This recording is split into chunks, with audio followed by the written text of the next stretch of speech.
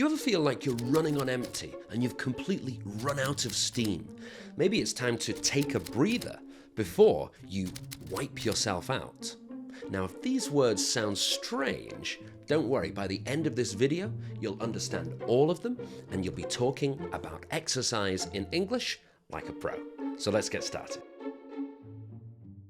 Hello, I'm Francis from Last Minute English. Let's learn some amazing natural English phrases about sports and exercise. Phrase 1 is put your back into it. That means to put a lot of effort into something. And we use the word back because our back is what we use to lift heavy things. And this is a great phrase to encourage people to work harder when they're exercising. You can say, come on, you can lift that weight. Just put your back into it. Phrase 2 is sweating buckets. Sweating buckets means that you're sweating a lot because of a long or very intense period of exercise. And we use this phrase to show emphasis because this person has sweated so much that it could fill a bucket. The bucket would be full of this person's sweat. For example, you could say, after running those uphill sprints, I was sweating buckets. Of course, no one actually sweats so much that you could fill a bucket, but this is a great phrase for describing a really hard workout. Phrase 3 is take a breather. And this is what you probably need to do if you're sweating buckets. So take a breather is to take a short break to recover, to get your breath back. And we say breather because that's what you need when you're very tired. You need to get oxygen into your body. So if you're very tired, you could say, let's take a breather for 5 minutes before we move to the next exercise. And another phrase you can use is, I need to catch my breath. And it means the same as take a breather. I need to rest for a few minutes. Now, phrase 4 is to be wiped out. If you're wiped out, you're not just a little bit tired and you need to take a breather. You're so tired that you need to stop exercising. You've used up all of your energy. So you could say, that cycling class yesterday was so intense. I don't know about you, but I'm completely wiped out. So what we're saying is that even though this activity was yesterday, the cycling class, it was so tiring that even today, we still don't have any energy. We're still tired. We're completely wiped out. Phrase number 5 is running on empty. Now, this means when you have to continue doing something, even though you don't have any energy left. And the idea is kind of like a car. If the car's petrol tank, gas tank is empty, it probably won't keep going. But we have to keep going. And this phrase is used a lot in endurance sports, like running marathons, when you're very, very tired, but there's no option to stop. Not really anyway. You have to keep going and keep going. So for example, you could say, I was running on empty during the last part of the marathon, but I still managed to finish. And we can also use this phrase for things except for sport. For example, if you've had a long week of studying or of work, you could say, oh, I was running on empty by Friday. And it means I was very tired by Friday, but I had to keep working. If you're enjoying this video, make sure to like and subscribe down here, and you'll be able to get all of our videos about improving your English, reaching high-level English, and passing your English exams. The next phrase is to run out of steam. This is kind of like running on empty because it means that you don't have any energy left. But here it's different because you actually stop. If you run out of steam, it means that you've stopped doing something. If you're running on empty, you continue doing it. So for example, if you're playing football or basketball, you could say, I started strong, but I ran out of steam halfway through the match. And it means that halfway through, your energy levels dropped a lot and your performance got really bad. So this is a great phrase for explaining why you stopped something or why your performance suddenly went pew downhill. Phrase 7 is a more happy thing. It's getting a second wind. So imagine that you're starting to run out of steam. You're starting to lose your energy. And then you get suddenly a new wave of energy.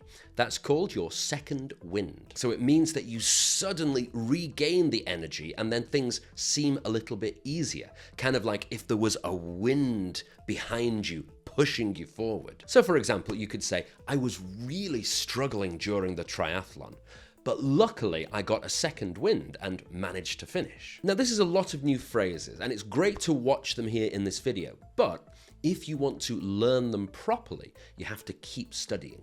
Luckily, we have a free PDF that has all of this vocabulary and some exercises that you can use to practice.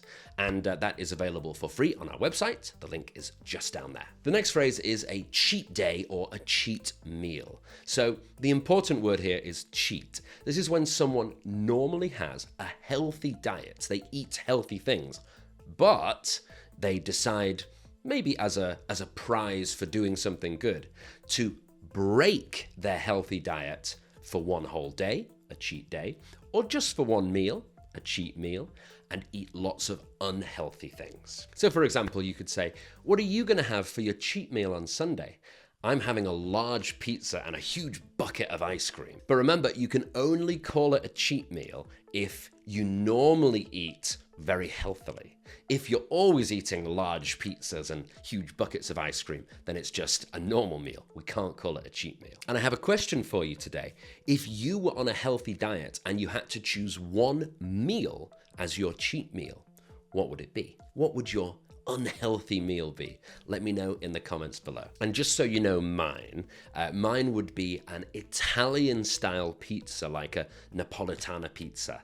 And I would have, for dessert, an apple crumble with custard, which is my absolute favorite dessert. For the next phrase, let's step away from cheat meals. This next one is a clean bill of health. So a clean bill of health is if you've had a checkup from the doctor, maybe after an injury or an illness, and the doctor says, now you have no problems, you're totally healthy. And the bill is talking about like their paper that they write the problems on. So broken leg, too many cheat meals. So if there's nothing on that paper, no problems, you've got a clean bill of health. You're totally healthy. So you might say, I got a clean bill of health from the doctor, so I'm ready to start training again. Phrase 10 is raring to go. So that means when you're very enthusiastic, you can't wait to start doing something. So for example, you could say, the kids have been waiting all week for this game. They're raring to go. And it means they are very, very excited to start playing this game. Number 11 is to be on fire. So if a player is on fire, it means they're having a hot streak. What does that mean? It means that they are performing at a very high level again and again and again. For example, they might keep scoring goals in football or keep scoring points in basketball. So you might say, the basketball player was on fire during the match. He scored point after point after point. Number 12 is something that if you're as old as me, you'll be very familiar with, and that is stiff as a board. Stiff as a board means the next day after you've exercised, you feel very sore or your whole body hurts. You're very tired and things like your knees hurt, your hips hurt, your muscles in general are very sore and stiff. And so we're literally saying that you're like a board, like a wooden board, a piece of wood. You can't bend over. You're so stiff that you're like wood. So for example, you could say, after that tough workout yesterday, I'm as stiff as a board today. And another little phrase that I like to use is in pieces. So if I've done some running or I've played football or I've been to the gym and the next day I feel very tired, I'll often say, oh my God, I'm in pieces today. Then the last phrase for today's video is on the mend. And that means when you are recovering from an injury or an illness, but you haven't yet got your clean bill of health from the doctor. But it's good because it means that you are improving, you are recovering, you're in the middle of your recovery.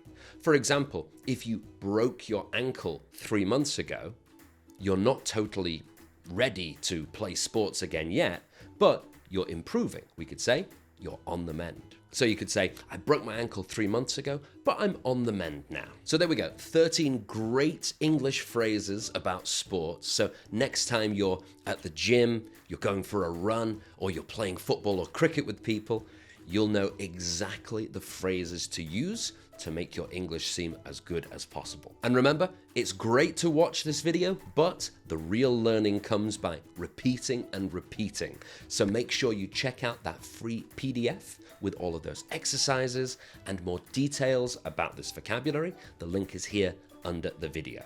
If you found this video useful, make sure to like and subscribe. And today was all about exercise and sports, but I'd love to know which other areas of English you'd like to learn real phrases about. So let me know about that here also under the video. I'm Francis from Last Minute English. Thank you so much for watching. See you next time.